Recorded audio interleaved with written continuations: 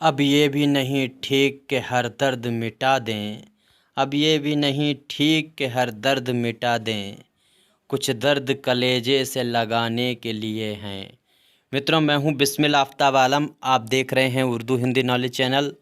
और आज जो मैं आपके सामने बात करूंगा, इसमें एक जीवन परिचय मैं आपके सामने लेकर आया हूं।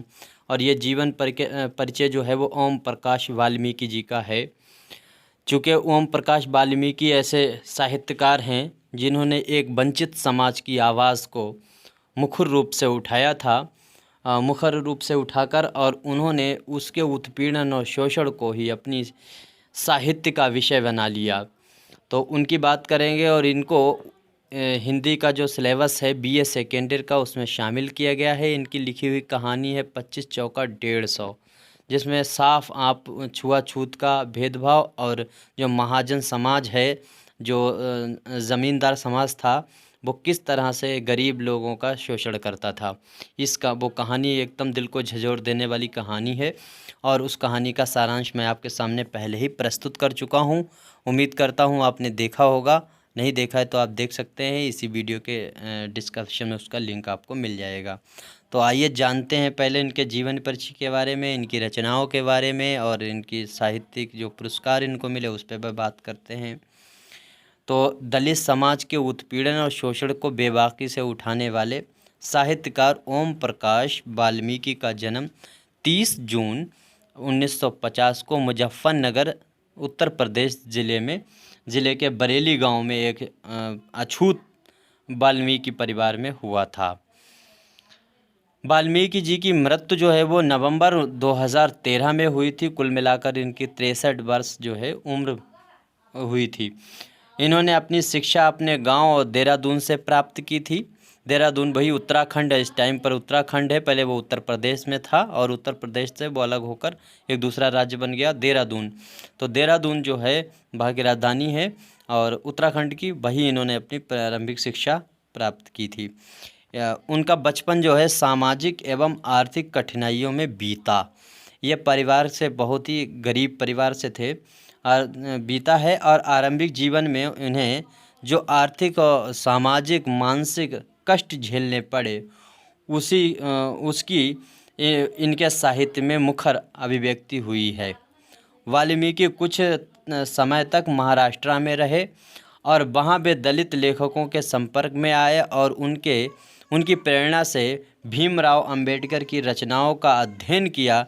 इससे उनकी रचना दृष्टि में बुनियादी परिवर्तन हुआ और वे देहरादून स्थित ऑर्डिनेंस फैक्ट्री में एक अधिकारी के रूप में काम करते हुए अपने पद से सेवानिवृत्त हो गए थे।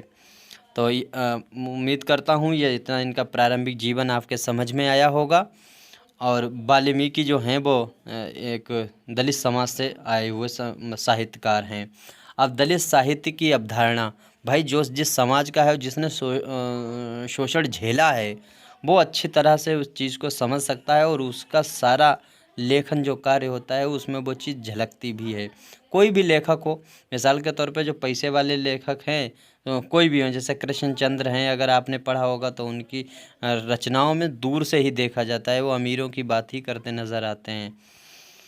तो दलित साहित्य की अवधारणा के बारे में अब देखते हैं। वाल्मीकि के अनुसार दलितों द्वारा लिखा जाने वाला साहित्य ही दलित साहित्य है। उनकी मान्यता अनुसार, यानी वाल्मीकि की मान्यता अनुसार जो है, दलित ही दलित की पीड़ा को बेहतर ढंग से समझ सकता है और वही उस अनुभव को प्रामाणिक अभिव्यक्ति कर सकता है।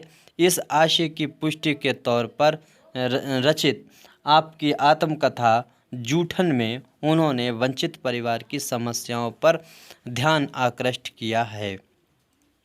कहने का मतलब इनकी जो रचनाएं हैं वो दलित समाज की जो समस्याएं हैं उन समस्याओं की आवाज़ उठाती हुई नज़र आती हैं। और इनकी आत्मकथा लिखी हुई, याद रखना, जूठन है। जूठन, जूठन खा के छोड़ देना, दूसरे को दे देना, यही होता है जूठन। जूठन तो समझते हैं। तो जूठन इनकी आत्मकथा है वाल्मीकि जी की, इसको याद रखना, इनकी आत्मकथा। और इनकी आत्मकथा से ही इनकी पहचान बनी। सबसे पहले इनकी आत्मकथा ही बहुत प्रचर्चित हुई है।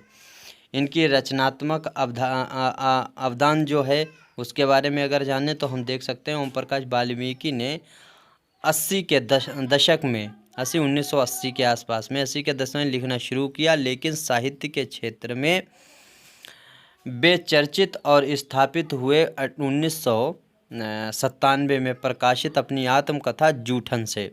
इस आत्मकथा से पता चलता है कि किस तरह विभत्स उत्पीड़न के बीच एक दलित रचनाकार की चेतना का निर्माण और विकास होता है।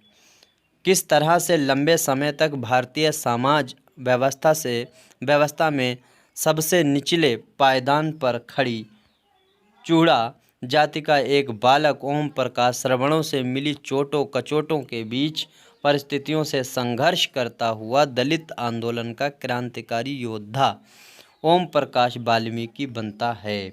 दरअसल यह दलित चेतना के निर्माण का दहकता हुआ दस्तावेज है, जिसने अपने जीवन के साथ साथ अपने जाति के तमाम उत्पीड़न लोगों का जीवन सुधार दिया। ओम प्रकाश वाल्मीकि जी की रचनाएं निम्न प्रकार व्यक्त की जा सकती हैं। तो समझ में आया होगा इनका जो लेखन कार्य है वो किस तरह का लेखन कार्य है, और इनकी चर्चा जो है वो इनकी जब आत्मकथा प्रकाशित होकर समाज में फैली पढ़ी गई तब इनकी जो है मान्यता इनको प्राप्त हो पाई। इनकी आत्मकथा 1997 में प्रकाशित हुई और ये कविता भी करते थे। गद्य लेखन के साथ साथ ये पद्य लेखन का भी कार्य करते थे।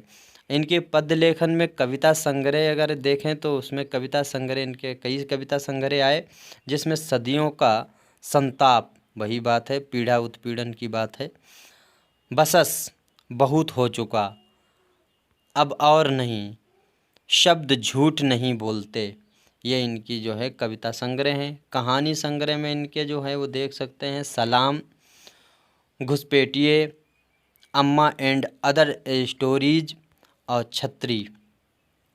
मेरे ख्याल से छत्री जो इनका कहानी संग्रह इसी में वो 25 चौका 150 कहानी शामिल है।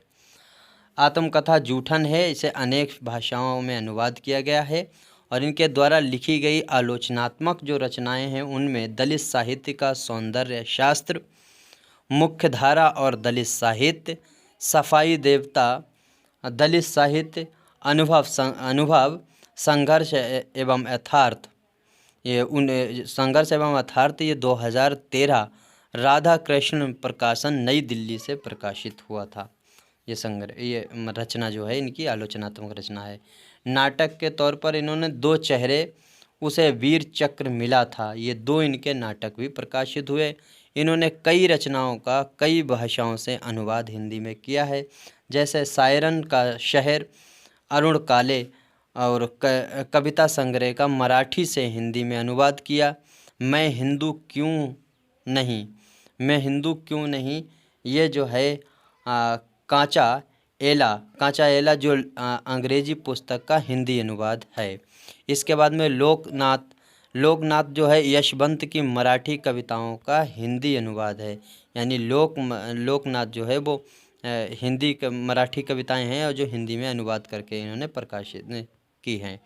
इसके बाद में अन्य जो हैं इनकी रचनाओं में जैसे 60 से अधिक नाटकों में इन्होंने अभिनय किया और मंच पर निर्देशन का भी कार्य इन्होंने किया।